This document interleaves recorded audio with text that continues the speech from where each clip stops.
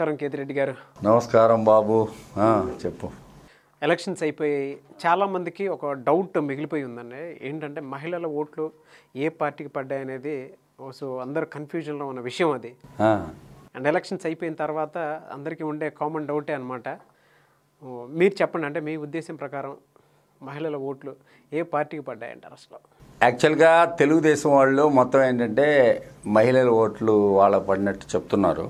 ఎందుకంటే వాళ్ళ పథకాలు కొన్ని మహిళల మీద ఇన్ఫ్లుయెన్స్ చేసినాయి అని చెప్తున్నారు. యువకుల ఓట్లు అటు పవన్ కళ్యాణ్కి ఇటు వైఎస్ఆర్సీపీకి డివైడ్ అయినాయి అని చెప్పేసి ఒక కాన్ఫిడెంట్తో తెలుగుదేశం పార్టీ అనేది ఉంది. కాకపోతే నేను చెప్పేది ఏంటంటే ఇది అక్కడ జరిగిన పరిస్థితి 4 గంటలప్పుడు ఒక వీడియో అనేది ఒకటి రిలీజ్ చేయడం జరిగింది చంద్రబాబు నాయుడు. ఎలక్షన్లో ఇంకా ఓటేయలేదా, మీరు వెళ్ళండి ఓటేయండి అని చెప్పి ఒక పిలుపు ఇచ్చినప్పుడు ఆడవాళ్ళు ఎక్కువ ఉన్నారు క్యూలో.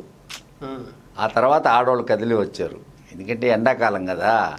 ఒకసారి వచ్చారు, క్యూ దూరంగా ఉండేదానికి వెళ్ళిపోయారు. ఎప్పుడైతే చంద్రబాబు నాయుడు అప్పీల్ చేశాడో అప్పుడు వచ్చి ఓటింగ్కి వచ్చారు.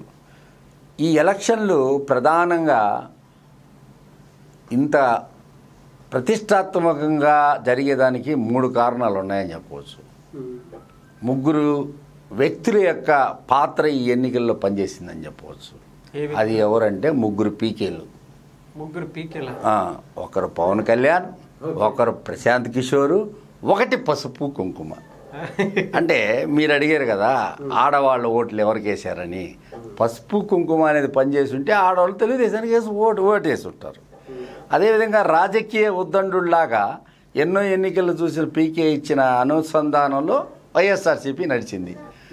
అదేవిధంగా పవన్ కళ్యాణ్ అనే ఒక శక్తి వల్ల రేపు ఎన్నికల్లో ఎవరికి నష్టం జరుగుతుంది, రిజల్ట్ వచ్చిన తర్వాత ఏమవుతుందంటే ప్రధానంగా ఈ విషయాల్లో చెప్పాలంటే ఈ 3 పాత్రే చాలా ప్రధానమైన పాత్ర అని చెప్పవచ్చు. ఈ ఎన్నికలలో వీళ్ళు ఏ రకమైన నిర్ణయంతో జనాల వాళ్ళని అనుసంధానం చేసుకొని ఉంటే, పవన్ కళ్యాణ్ని అనుసంధానం ఎక్కువ చేసుకొని ఉంటే, నాకు తెలిసి ఏంటంటే వాళ్ళ కమ్యూనిటీ ఉన్న దగ్గర ఎక్కువ ఓట్లు పవన్ కళ్యాణ్కి పడతాయి. కమ్యూనిటీ లేని దగ్గర తెలుగుదేశానికి హెల్ప్ అవుతాడేమో.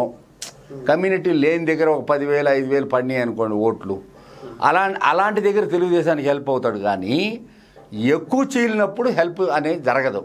అంటే ఈస్ట్ వెస్ట్ గోదావరి జిల్లాల్లో ఎక్కువ ఓట్లు వాళ్ళ సామాజిక వర్గం, పవన్ కళ్యాణ్ సామాజిక వర్గం ఉంటే ఒకటి గెలవనన్నా గెలవాలి పవన్ కళ్యాణ్, లేదంటే ఒక పార్టీకి చెక్ అన్నా పెట్టాలి. అది ఏ పార్టీ అనేది ఇక్కడ ప్రధానంగా మనం మాట్లాడుకోవాల్సిన విషయం. మిగతా అంటారా, ఇప్పుడు అనంతపురం జిల్లా, కర్నూలు జిల్లా, ఆ జిల్లాలు ఈ జిల్లాలు చూస్తే పవన్ కళ్యాణ్ ఒక 5,000 6,000 నుంచి మొదలైన, ఒక 10,000 నుంచి మొదలైనా కూడా ఆ ఓట్లు ఎవరికి నష్టపరుస్తాయి అనేది రేపు మనం తీర్పు వచ్చిన తర్వాత చెప్పగలుగుతాం.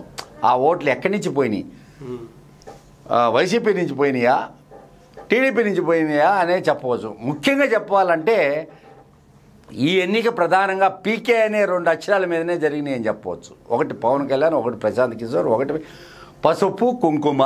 తెలుగుదేశం పార్టీకి పసుపు కుంకుమ ఆ విధంగా జరిగినాయి అని చెప్పవచ్చు.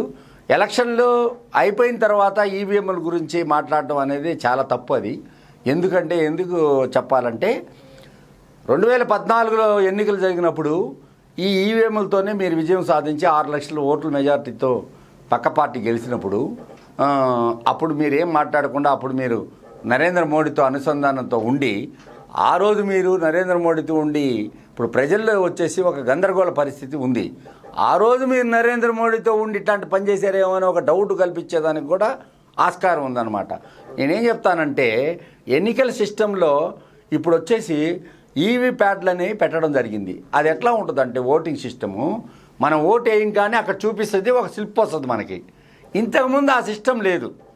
ఓన్లీ నొక్కింది ఒక పేపర్ మీద రాసుకొని కౌంట్ చేసుకునేవాళ్ళు.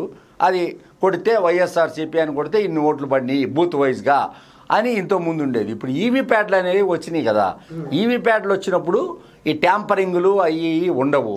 అలా చెప్తే ఇలా ఊరికి ఏదో ప్రకటన పరంగా చెప్తున్నారు, మోడీ మీద ఉన్న రాబోయే రోజుల్లో జరగబోయే ఎన్నికల్లో మోడీ ఇట్లాంటివి చేస్తున్నాడా అనే ఫీలింగ్ కలిగించేదాన్ని చెప్తున్నాడేమో అనే ఒక అనుమానం కూడా చంద్రబాబు మీద కలుగుతుంది. ఎందుకు చెప్పొచ్చంటే మీరే అప్పుడెప్పుడో ఈవీఎంలు సరిగా పనిచేయట్లేదని చెప్పేసి ఒక డెమో ఇచ్చినప్పుడు election commission of India me party కార్యకర్తను ఒక అతను అరెస్ట్ చేయడం జరిగింది అప్పట్లో. అది ముగిసిపోయిన చరిత్ర. దాని తర్వాత చాలా ఎన్నికలు జరిగినాయి. మీరు 2014లో మీరు ఈవీఎంలు పెట్టుకొని బేస్ చేసి ఎలక్షన్ అయ్యారు. అదేవిధంగా రీసెంట్ ఎలక్షన్ మొన్న జరిగిన ఎన్నికలను ఉదాహరణగా చెప్తే, మొన్న జరిగిన ఎన్నికలు రాజస్థాన్, ఛత్తీస్గఢ్, ఇంకోటి అది మధ్యప్రదేశ్, మూడిట్లో కాంగ్రెస్ విజయం సాధించింది కదా.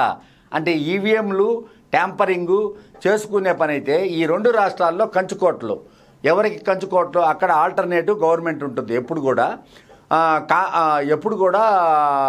రాజస్థాన్లో మాత్రం ఒకసారి బీజేపీ ఒకసారి కాంగ్రెస్ వస్తుంటుంది. కానీ ఈ 2 రాష్ట్రాల్లో గత కొన్ని దశాబ్దాలుగా ఈ బీజేపీ పార్టీయే అధికారంలో ఉంది. కేంద్రంలో ఏ పార్టీ అధికారంలో ఉన్నప్పటికీ కూడా అలాంటి వ్యవస్థ ఉన్నప్పుడు ఈవీఎంల మీద మన ఆరోపణ కరెక్ట్ కాదు.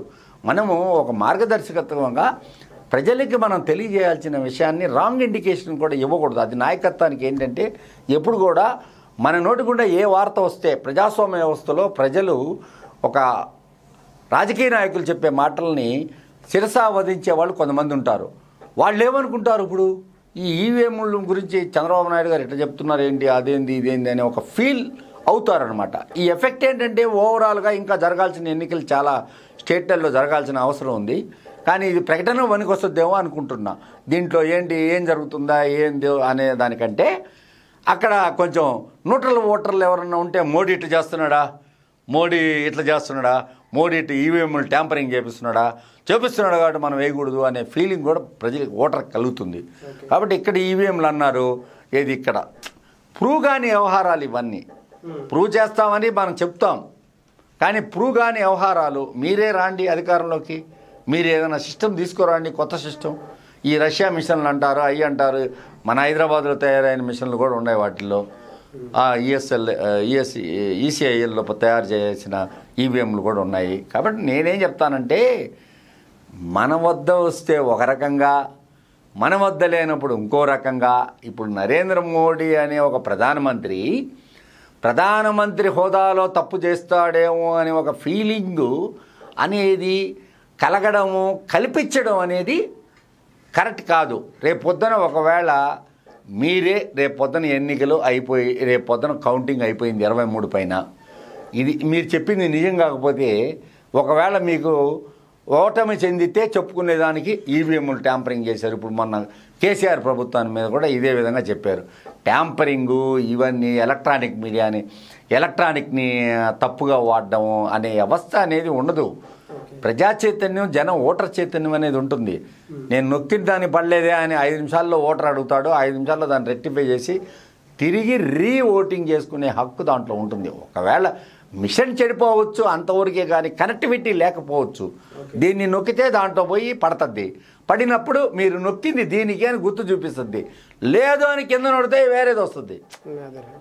మళ్ళా కావాలంటే మనం ఓటు వేసుకోవచ్చు. కాబట్టి ఇటువంటి వ్యవస్థ ఉన్నప్పుడు ఇలాంటి అనేవి ఏం లేదు. అంతా పీకేల మీద ఆధారపడి ఉంది ఈ ఎన్నిక. ఖచ్చితంగా ఈ ఎన్నికలు ఒక అన్ని పార్టీలు ఒక ఛాలెంజ్గా తీసుకున్నారు. నాకు తెలిసి ఈ ఎన్నికల్లో ఇప్పుడు బెట్టింగ్లు ఎక్కువ జరుగుతూ ఉన్నాయి. ఈ బెట్టింగ్లకి దొరకని ఓటింగ్ జరిగిందని చెప్పవచ్చు 100%. బెట్టింగ్లు వచ్చేస్తారు అనే గోళ 2014లో జరిగినప్పుడు కూడా ఇదే విధంగా రెడ్డి సామాజిక వర్గానికి చెందిన వాళ్ళందరూ కూడా వాళ్ళ ఆస్తులు కూడా పోగొట్టుకోవడం జరిగింది. బెట్టింగ్లు అనేవి కాయబాకండి. బెట్టింగ్లు అనేవి వాటి వల్ల ఉపయోగం ఉండదు.